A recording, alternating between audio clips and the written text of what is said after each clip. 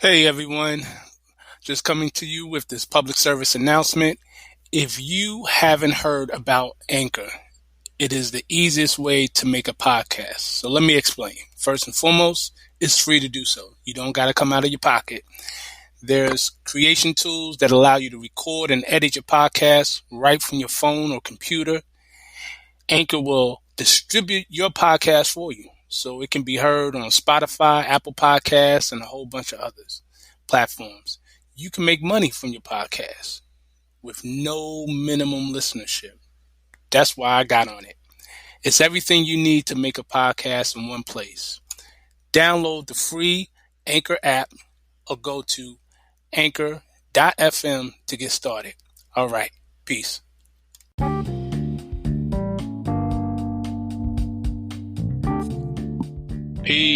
Peace. We are back once again with Masterminds with Brother Shem L. I'm your host, Brother Shem L, and I'm glad to be back once again. We're getting it back on, getting back into our groove, regularly broadcasting these podcasts.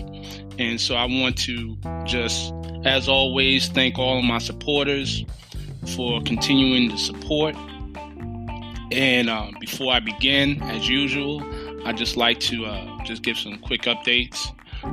So this right here is actually for my Spotify listeners, everybody, but in particular Spotify listeners.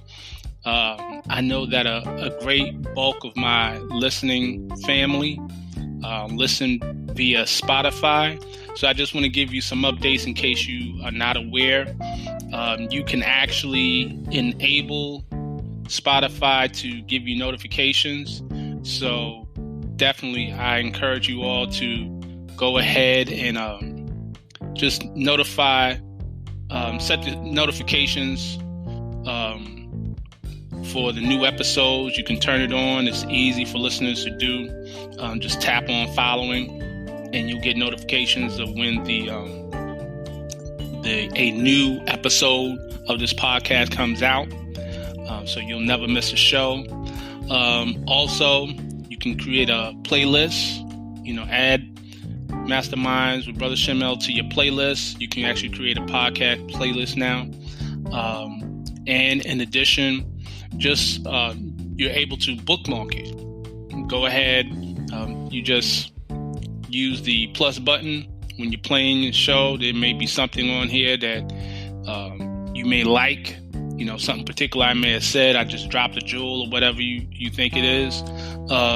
Go ahead and just tap that plus button on the episode. You can bookmark it for future listening. It's similar to if you listen to a song, they press the hearting, hearting a song, putting the heart on it. It just press the tap the plus button, and you bookmark the show. So I just wanted to give those updates and let you know how you can tune in. And I know there's other platforms that allow you to do something similar, including iTunes. So again, for all of my listening audience, just go ahead, and if you're able to enable for notifications, do so. Follow, subscribe, whatever your platform that you listen to allows you to do to continue to support, and I definitely appreciate it. So I'd like to take some time out and give some honors. Yesterday I had the privilege of seeing, after a long time, a good brother of mine. I consider him a good, sincere brother. I definitely appreciate him, Brother Eddie Bay. So Eddie Bay, if you're listening, this episode is dedicated to you, brother. Got a chance to see you, and it was good to see you. I had not seen you in a while. And this brother here, I'll be very transparent that in me getting to know the brother and the brother getting to know me, we may not have always seen eye to eye, but one thing I can definitely say about my good brother is that he absolutely loves Moor science. He loves the teachings of Noble Drew Ali, and he loves Moors. He loves his nationality as a Moorish American. He loves being a Moorish American Muslim, and he supports Moors all throughout, the various platforms that are spreading this message, of love, truth, peace, freedom, and justice, on the various social platforms, social media platforms, etc. And so it made me reflect, and I wanted to take the time out also to give honors to all those brothers and sisters who are doing their part on the various social media platforms, whether it's Facebook, YouTube, podcasting, what have you, to spread this message. There's a whole list of people like Cosmo L, my brother Cosmo L, Asir the Duketeers, Aleem El Bey, Dr. Aleem El Bey, my good brother. Let me see. Ali's Men, Tahaka Bey, Sheikh Azim Hopkins Bey, the Mexum platform, the Mexum YouTube channel, and their online class platform. There's a host of them, of brothers and sisters that are doing their part. And if I didn't mention your name, don't take it personal. I know you're doing your thing, and I want to give you honor. So with that, let me get on to today's topic. We are actually dealing with Chapter 18 of the Circle 7, and I want to approach it and give an esoteric and metaphysical breakdown based on my measure of learning and what I've come to research and in my studies. We actually talked about this the other night, and so I had the pleasure of listening to my Grand Sheikh demonstrate for him, so I wanted to give my measure on it. So, Chapter 18 of the Circle 7, and this is a long chapter. It says, the title of it is The Resurrection of Jesus. Pilate places the Roman seal upon the stone door of the tomb. At midnight, a company of the Silent Brotherhood march about the tomb. The soldiers are alarmed. Jesus teaches the spirits in prison. Early Sunday morning, he rises from the tomb. The soldiers are bribed by the priest to say that the disciples had stolen the body. Now, before I get into the actual chapter, it's interesting for those of you, if you have the Circle 7, you will notice that right above that chapter, it makes a clear statement. And that's at the previous chapter, Chapter 17. The very first verse you'll see is verse 44. And I'll read it and put this in context of what I'm about to read. It says, "You know that all my life was one great drama for the sons of men, a pattern for the sons of men. I have lived to show the possibilities of man. What I have done, all men can do. And what I am, all men shall be." The masters looked. The form upon the sacred pedestal had gone. But every temple priest and every living creature said, "Praise Allah." So, within that short section, which is the last part, the end of Chapter 17 of the Circle 7, is making it clear that when we talk about the Jesus story, and Christians will use the term the passion play, right? It's a drama. And I've always said this, and I'll repeat this. A drama is basically an enactment that has a moral to the story, right? It's not to be taken as actual factual. They'll even say in movies like it's based on real events. Or, you see what I'm saying? It's basically, there's a storyline which represents and symbolizes something deeper, So you're not supposed to take it at face value. You're supposed to go into it and get the meaning of the story. So, and they'll say that the account of Jesus is the great, quote, the greatest story ever told. And then when you was a child, they would tell you, if you don't tell the truth, don't say you told a lie, say you told a story. So I'm saying that to say that when we don't get into the esoteric teachings of these biblical stories, of these Quranic stories, of all these religious stories, then we get stuck on the exoteric side and we take it as being literal.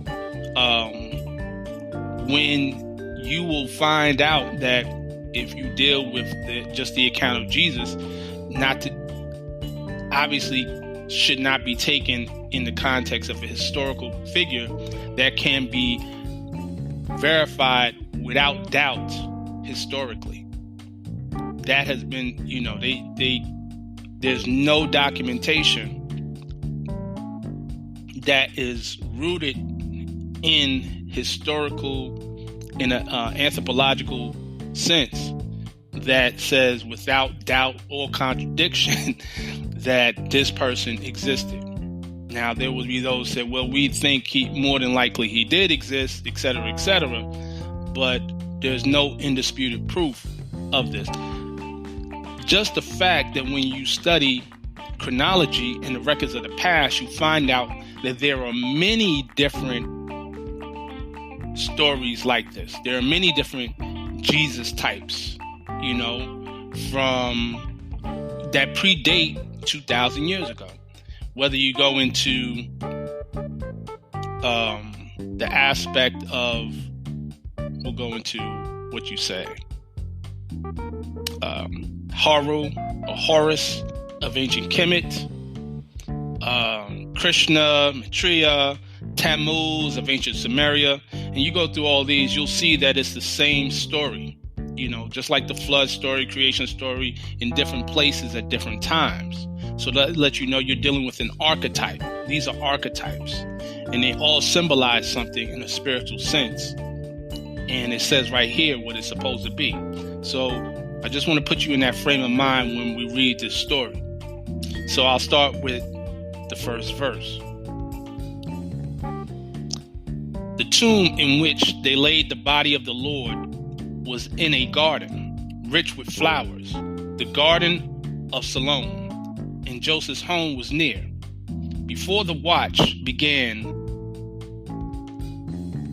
Cephas sent a company of priests out to the garden of Salome, that they might be assured that Jesus' body was within the tomb. They rolled the stone away. They saw the body there, and they placed the stone again before the door. And Pilate sent his scribe, who placed the stone upon the stone, the seal of Rome, in such a way that he who moved it would break the seal. To break this Roman seal meant death to him who broke the seal. The Jewish soldiers all were sworn to faithfulness, and then the watch began. At midnight, all were well, but suddenly the tomb became a blaze of light, and down the garden a troop of white-clad soldiers marched in single file. They came up to the tomb and marched and countermarched before the door. The Jewish soldiers were alert. They thought his friends had come to steal the body of the Nazarene. The captain of the guard cried out to charge. They charged, but not a white-clad soldier fell. They did not even stop. They marched and countermarched among the frightened men. They stood upon the Roman seal. They did not speak. They unsheathed not their swords. It was the silent brotherhood. The Jewish soldiers fled in fear. They fell upon the ground. They stood apart until the white-clad soldiers marched away, and then the light about the tomb grew dim. Then they returned. The stone was in its place. The seal was not disturbed. They resumed their march. Now, Jesus did not sleep within the tomb. The body is manifest of soul, but soul is without its manifest. And in the realm of souls unmanifest, the Lord went and taught. He opened up the prison doors and set the prisoner free. He broke the chain of captive souls and led the captives to the light. He sat in council with the patriarchs and prophets of the olden times, the masters of all times and climes he met. And in the great assemblies he stood forth and told the story of his life on earth, and of his death and sacrifice for man, and of his promises to clothe himself again in garb of flesh and walk with his disciples, just to prove the possibilities of man, to give them the key of life, of death, and of the resurrection of the dead. In council, all the masters sat and talked about the revelations of the coming age, when she, the holy breath, shall fill the earth and air with holy breath and open up the way of man to perfectness and endless life. The garden of Siloam was silent on the Sabbath day. The Jewish soldiers watched, and no one else approached the tomb. But on the following night, the scene was changed. At midnight, every Jewish soldier heard a voice which said, ADON, MASHICH, CUMI, which meant, Lord Jesus, arise.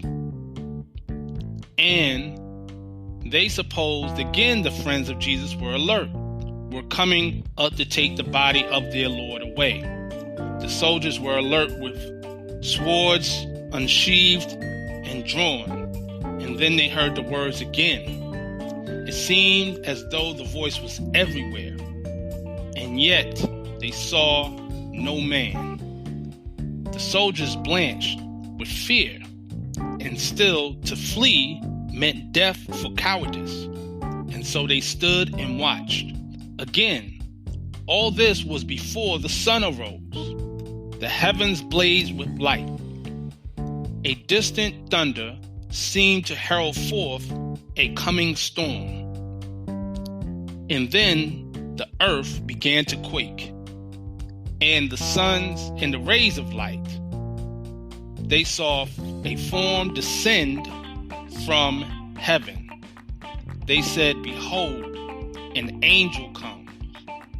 And then they heard again, ADON, MASHICH, CUMI.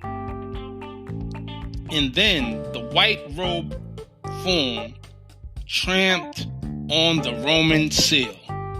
And then he tore it into shreds.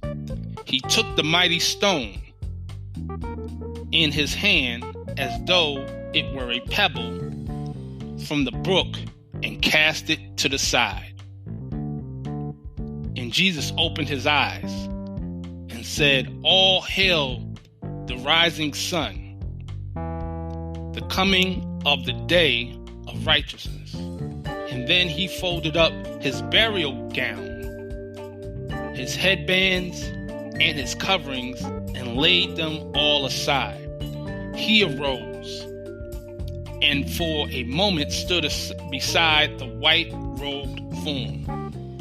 The weaker soldiers fell to the ground and hid their faces in their hands. The stronger stood and watched. They saw the body of the Nazarene transmute. They saw it change from mortal to immortal form, and then it disappeared. the soldiers heard a voice from everywhere. Yea, from everywhere it said, peace, peace on earth, goodwill to men. They looked, the tomb was empty, and the Lord had risen as he said. The soldiers hastened to Jerusalem and to the priest and said, behold, the Nazarene has arisen, as he said. The tomb is empty, and the body of the man is gone. We know not where it is. And then they told about the wonders of the night. Caiaphas called a council of the Jews and said, the news must not go forth that Jesus has arisen from the dead. For if it does, all men will say he is the Son of Allah, and all our testimonials will be proven false.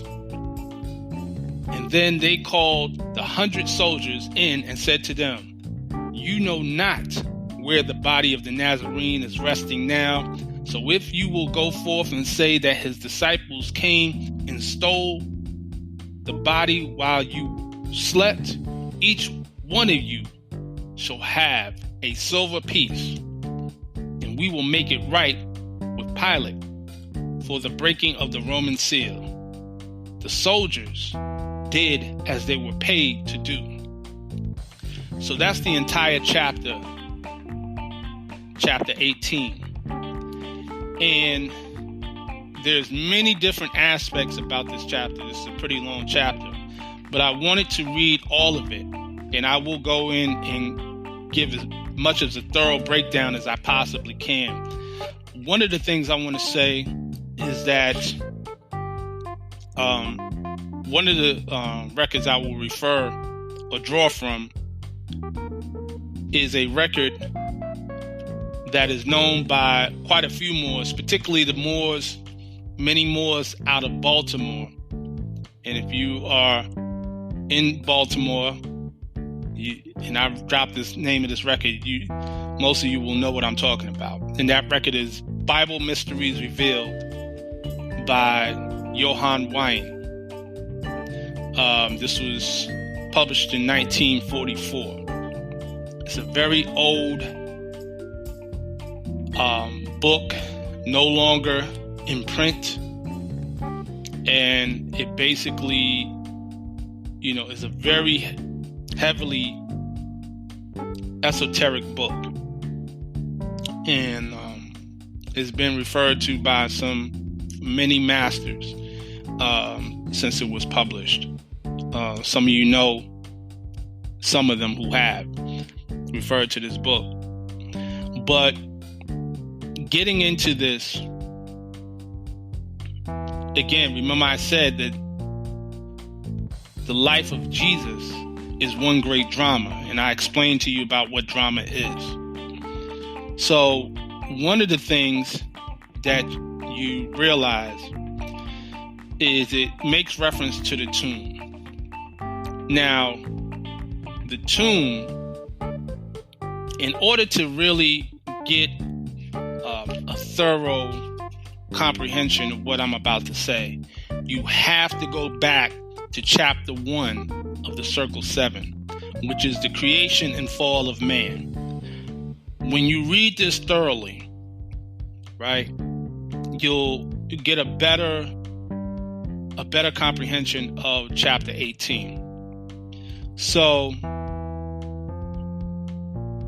I'll just start from the beginning. Time never was when man was not. If life of man at any time began, a time would come when it would end. The thoughts of Allah cannot be circumscribed. No finite man can comprehend things infinite. All finite things are subject unto change. All finite things will cease to be because there was a time when they were not. The bodies and the souls of men are finite things, and they will change. Yea, from the finite point of view, the time will come when they will be no more. But man himself is not the body, nor the soul. He is a spirit and a part of Allah. Creative fate gave to man, to spirit man, a soul that he might function on the plane of soul. Gave him a body of flesh that he might function on the plane of things made manifest. Why did creative fate give to spirit man a soul that he might function on the plane of soul? Why did creative fate give to soul a body of flesh that he might function on the planes of things that are made manifest? Right? So I'll just stop there. So when you get into that, and then further on, it talks about the soul attributes, and these soul attributes became a body beautiful. A multitude of lessons man must learn upon the plane of soul, and he tarries many ages until his lessons are learned. Upon the boundary of the plane of soul, the ether began to vibrate slower still, and then the essence took on a final garb, right? When you talk about that, you have to realize that in this context, the tomb is the carnal body. The tomb is the carnal body in this story. Each of us is walking around in a tomb that we call the flesh. The purpose of a tomb is to enclose you, right? To keep you encased, to lock in. It's to lock in something. So it says from the first verse, it says, the tomb in which laid the body of the Lord was in a garden rich with flowers, the garden of Salome. Salome means peace, and Joseph's home was near. So those of us who know the esoteric teachings, know metaphysics, know that man has multiple bodies. You have a light body, you have an astral body, casual body, a cosmic body. You have many bodies. But in this context, it says the body of the Lord. Right? Now keep this in mind. Now you're thinking about it in the context of, this was a physical tomb in which a corpse, or maybe not a corpse, lived in it. It says the body of the Lord, not the body of a man, but the body of the Lord. Lord is a ruler, right? If you go back, again, you have to go back to chapter 1. What does it say? It says the following. It says, let every living thing stand still and hear. Man is the Lord of all the plane of manifest, of protoplasm, of mineral, of plant, of beast, but he gave up his birthright just to gratify his lower self. But man will regain his lost estate, his heritage, but he must do it in a conflict that cannot be told in words. Yea, he must suffer trials and tribulations, trials and temptations manifold. But let him know that cherubim and seraphim that rule the stations of the sun and spirit of the mighty Allah, who rule the solar stars, are his protectors and his guide, and they will lead to victory. I'll stop there. So, what do they say happens when you go into a prison? When you go into a prison, they say you give up your rights. You forfeit your rights when you go into a prison. And in this whole chapter, it talks about being captive, the captive souls, right? The imprisoned spirits. So this is something you have to keep in mind. So in this context, this is what it's actually talking about. In order for you to realize that the body, the carnal body, is the tomb, and the plane of manifest, this planet Earth, is a prison. The world, this carnal world, is a prison.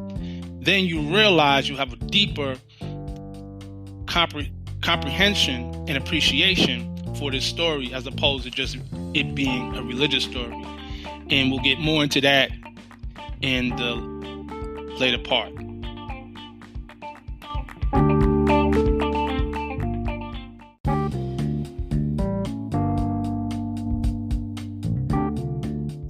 We have to keep in mind that the entire story of Jesus, with all the characters, Judas, Herod, all the disciples, John the Baptist, the account of the birth, the death, the resurrection, all of the incidences in this drama, this passion play, are actually enacted in the lives of each of us, all at one and the same time. We are the Jesus and the Judas. We are the Pilate. We are the Peter. We are the John the Baptist. These are different aspects of qualities that are within us. And particularly with the Christ, we're speaking of Christ consciousness. So this is really dealing with the raising of the Christ consciousness, right? At one time, we may play the part of the baby Jesus, right? Another time, we'll play a part of the Judas. Another, we'll betray ourselves. We'll go through all of these different things internally, okay? And as I mentioned before, in the Circle 7, it says,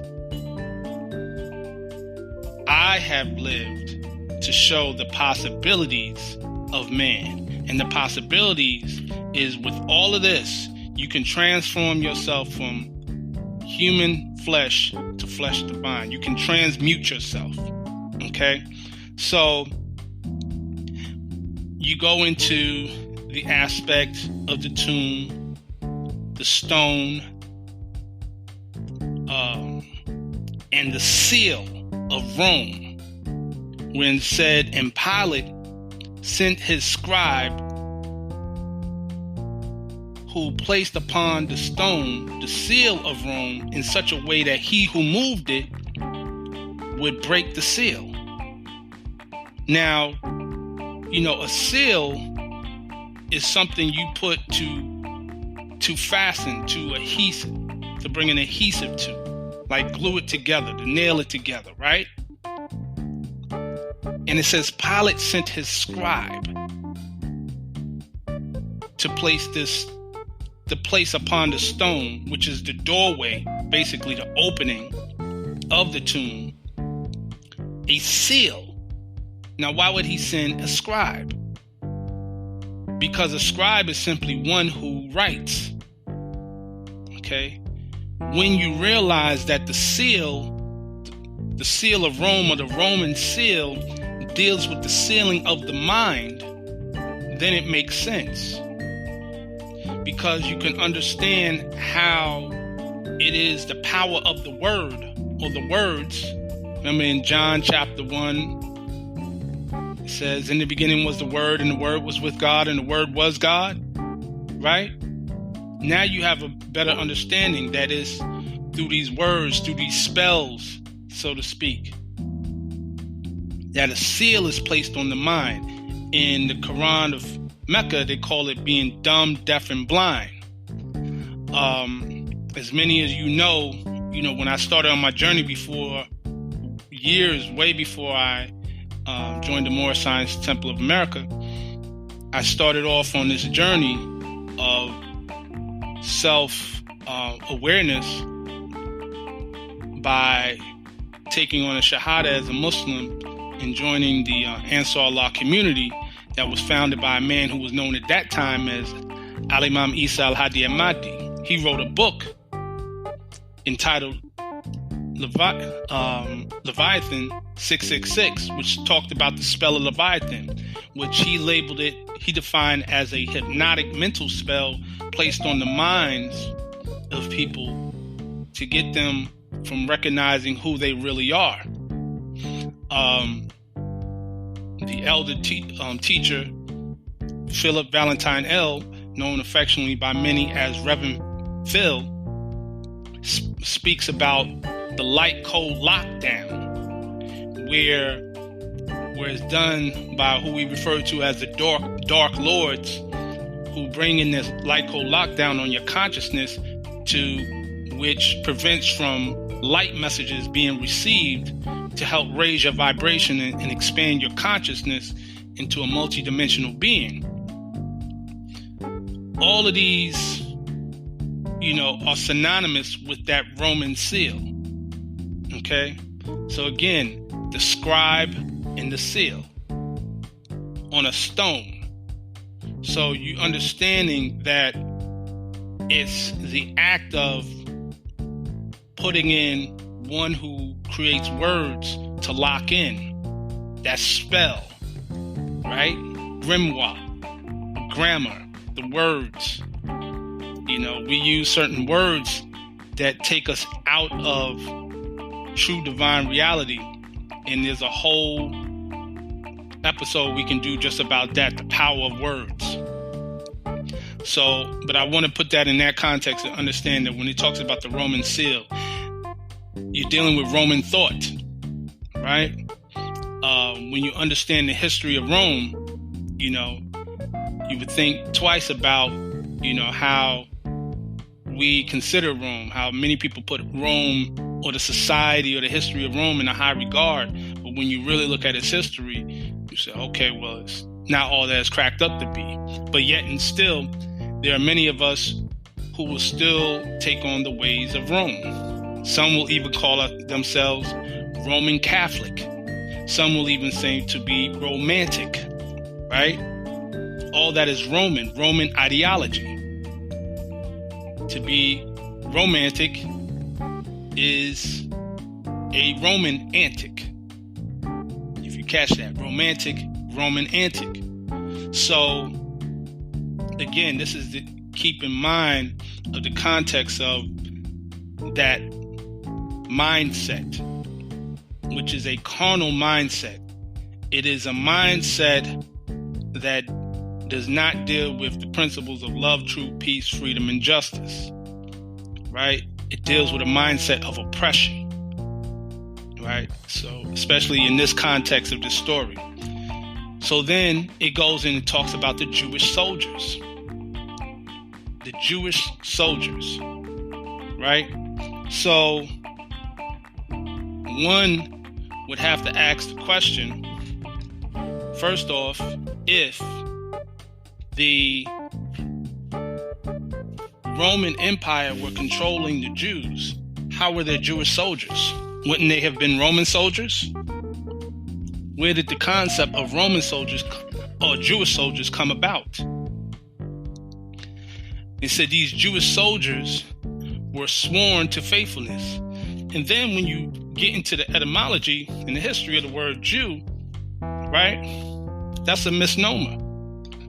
Even when they talk about Jesus being given a title, King of the Jews, that's never a title that Jesus himself in the Bible said he was. He never even called himself a Jew, right?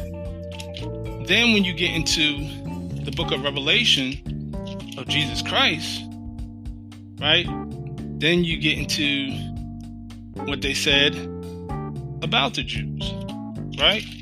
So, in matter of fact, in chapter 3, verse 9, where it says, "Behold,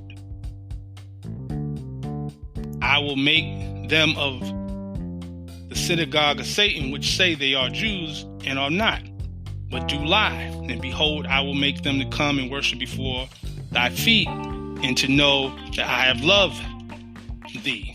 Okay? And this is, you have to be very understanding of that context. And where also there's another part where it says, I know the blasphemy of those who say they are Jews and are not. They are the synagogues of Satan. Okay? So, the context in the context of this story, you're dealing with, and remember, got to go back to the lessons of the Moorish questionnaire, right? Where the question is asked, what did the higher self say to the lower self at one time when he met him?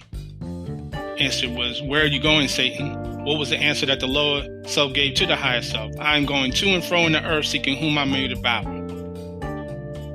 And I've spoken about that many times, that when you say going to and fro in the earth, to and fro the earth and up and down in it, in the book of Job, you get the symbol of the cross. To and fro, up and down, right? That is the drawing of the cross, what deals with the carnal body.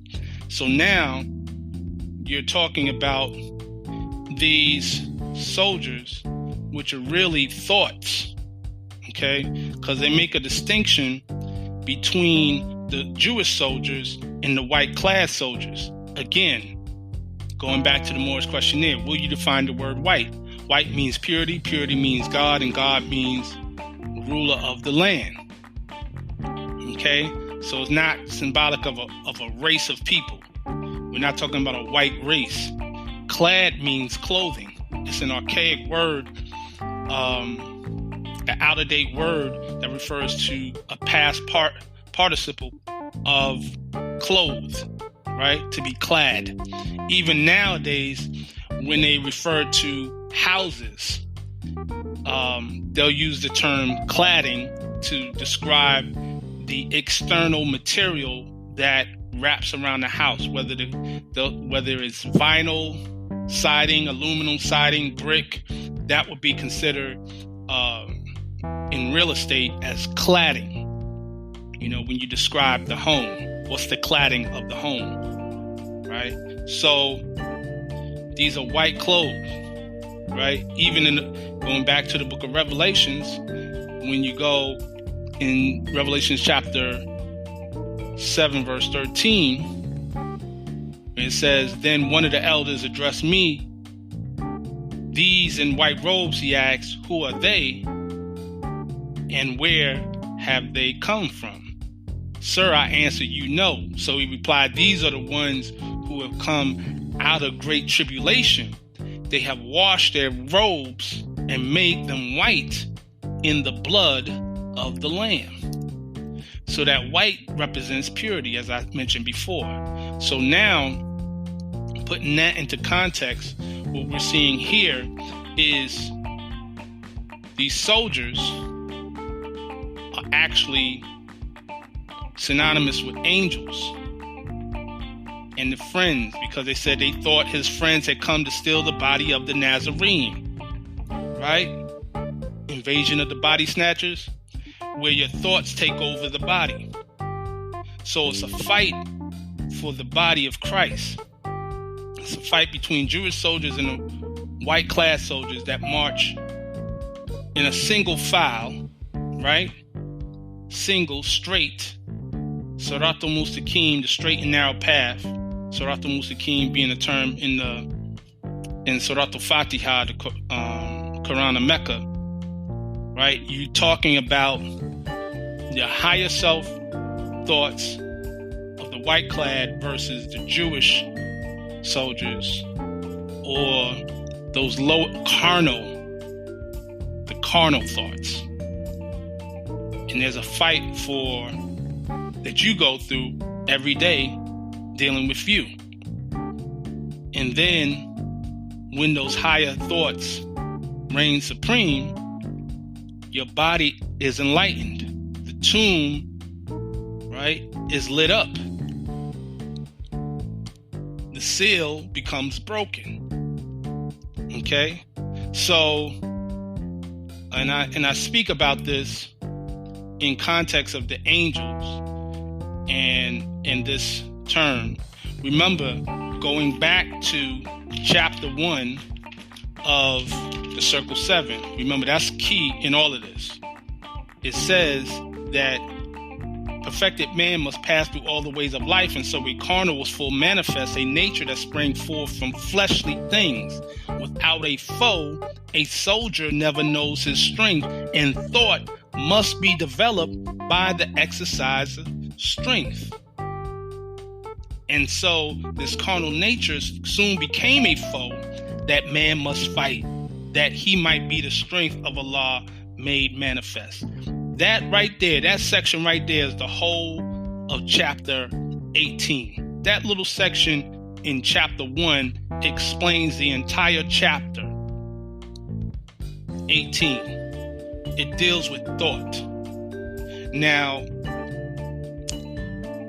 for those who have my book, What is the Higher Self, in chapter 69, I speak about the temple of man, Beth El, right? Beth El, the house of El, the temple of El, and how man is considered to be a house or a temple, right? This temple has a 12-step ladder, which I had referred to as the 12 thoracic nerves. And this 12-step ladder is firmly rooted in the ground. The Hebrew word for ground is Adamah, from where you get the name Adam. The 12-step ladder reaches to heaven. Now, heaven is actually not a place, but a state of mind.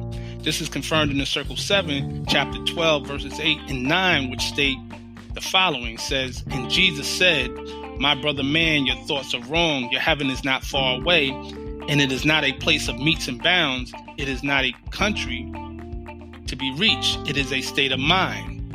Allah never made a heaven for man. He never made a hell. We are creators and make our own. The state of mind that is called heaven pertains to the higher state of consciousness. That's that Christ consciousness that derives from being in tune with the higher self. Angels ascend and descend along the 12-step ladder. In fact, angels represent the higher self. This is confirmed in key 68 of the Moor's questionnaire, which states, what people represent the higher self? The answer is the angels who protect the holy city of Mecca. So it's important to note that the very word in Arabic for angels, malaika, right, or malik, appears a number of times in the Quran of Mecca, or the Great Quran of Muhammad. Also, the last book in the Old Testament is the book of Malachi, which means my angel or my messenger. So this coincides with keys 38 and 39 of the questionnaire, which says, what is an angel? An angel is a thought of Allah manifested in human flesh. What are angels used for? To carry messages to the four corners of the world, to all nations. So the Hebrew word malak is the standard Hebrew word in the Bible for messenger, both human and divine. Human messengers and divine messengers, those divine thoughts. Okay? So this is also connected with Elohim, right? Because likewise, the word Elohim is translated in the Bible as gods, angels, judges, etc. Right? And that ties back to the questionnaire, who is Elohim? Elohim is the seven created spirits that created everything that ever was, is, and never more to be. And I put a whole book out on that, just going deep into that. So these angels ascend and descend along the 12-step ladder, and they're actually divine thoughts that carry messages to all parts of man, that is, to all nations. In your body, you have organs. Those organs or organizations, or they are actually would be synonymous with nations of the earth, because they all have their level of autonomy, but they're all interconnected. A family of nations. They all function in a way to keep everything whole, right? And a lot of times they can go to war. You know, your stomach can be in conflict with your lungs. Your heart can be in conflict with your brain, etc., etc. So above the 12-step ladder is Yahweh Elohim, which translates as he who is of the Elohim, or the gods. And that ties back to the pineal gland. And the pineal gland is a tiny endocrine gland located in the vertebrate brain. It produces melatonin, right? Which is a serotonin-derived hormone, and it affects sleep patterns in both seasonal and circadian rhythms. Remember, I talked about in the previous episode about your biorhythms, dealing with the cycle ages and the wheel of time. And even in chapter 18, when Jesus is talking to these masters, right? They're speaking about the events of the coming age. So, and you're dealing this from the Piscean age into the Aquarian age. So I want to put that all in the context of what we're dealing with here. So remember, I talked about the Christ consciousness. Now, here's the part I want to revisit, where it says that Jesus did not sleep within the tomb. The body is manifest of soul, but soul is without its manifest. So basically, what it's saying in that context is that the body, right, is clothing the soul.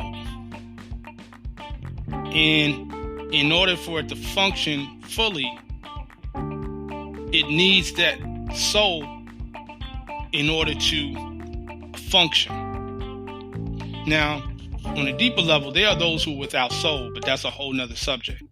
But the soul is free to move independent of the body. Okay?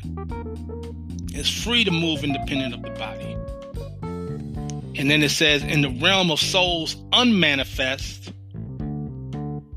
meaning not incarnated, the Lord went and taught. So you're dealing with astral projection, the astral plane, in where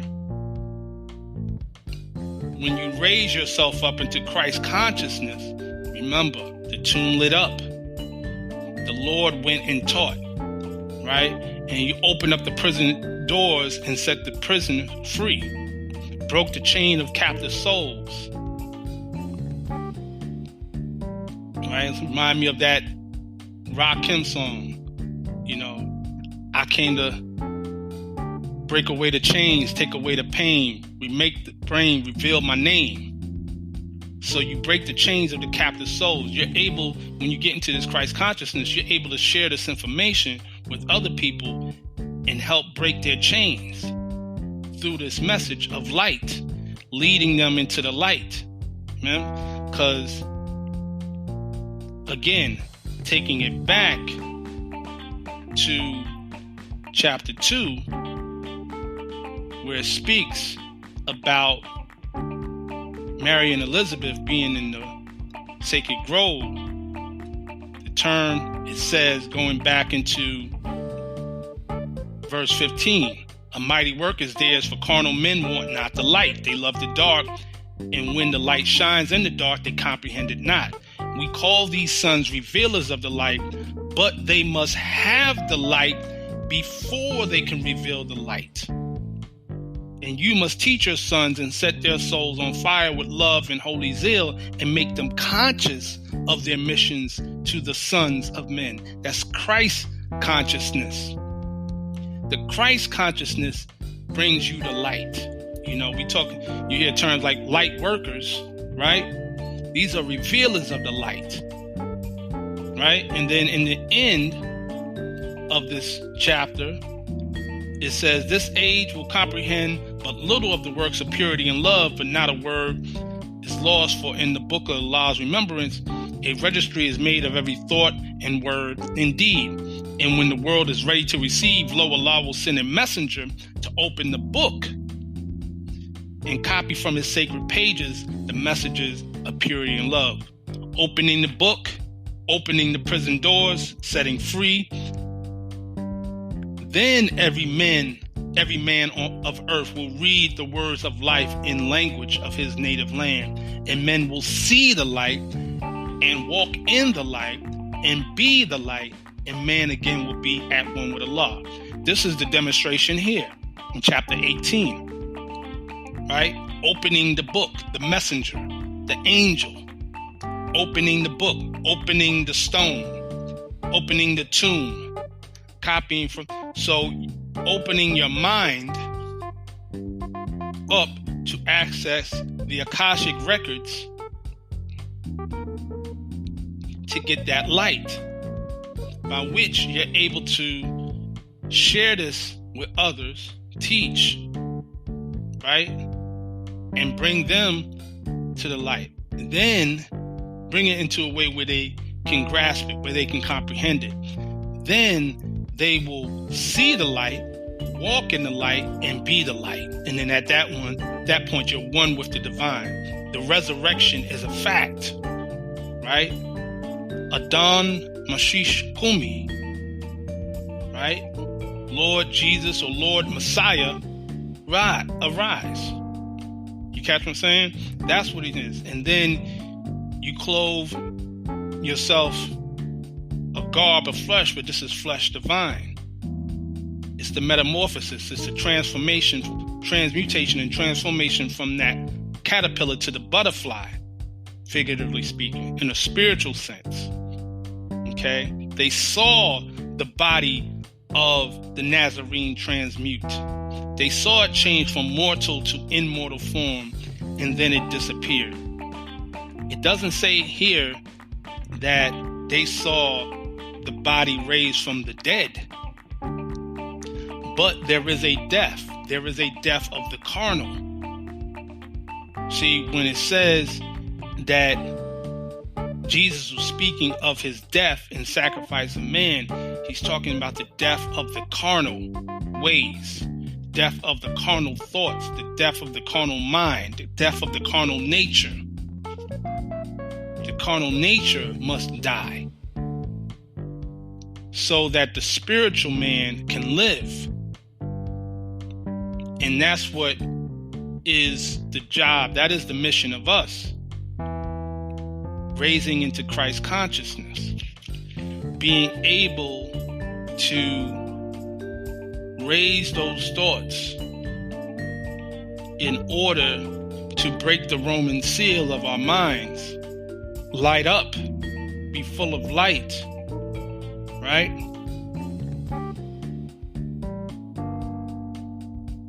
And then we can go ahead and share this good news with everyone. That's the message of it. You catch what I'm saying? So, and then it talks about that in this chapter 18, about the earth beginning to quake in the rays of light. They, being the Jewish soldiers, seeing a form descend from heaven, they said, "Behold, an angel comes." And then they heard again, ADON, MASHICH, CUMI. And then the white robed form tramped on the Roman seal. And then he tore it to shreds. He took the mighty stone in his hand as though it were a pebble from the brook and cast it to the side. And Jesus opened his eyes and said, "All hail the rising sun." All hail the rising sun, S-U-N, not S-O-N, S-U-N, the coming of the day of righteousness. Now, when you deal with that, that takes you back to the book of Malachi. And I mentioned about that earlier. And I wrote about that in my book, Who is Elohim, talking about the book of Malachi. So the reason why that is important is because when you deal with that, the book of Malachi contains a very interesting verse. It is the second verse of the 4th chapter, and it goes as follows. "But unto you that fear my name shall the Son, S-U-N, of righteousness arise with healing in his wings, and ye shall go forth and grow as calves on the staff." And that phrase in there is Shemesh Zadok, which means son of righteousness, S-U-N. And this son of righteousness will have healing in his wings. And that's Shemesh, which is equivalent to the Akkadian word Shamash. That's the sun deity, right? Shamash. In ancient Kemet is Ra. So these are your sacred esoteric teachings that are not told to the masses, and just a few keys to unlock that door. Until next time, I say peace and love.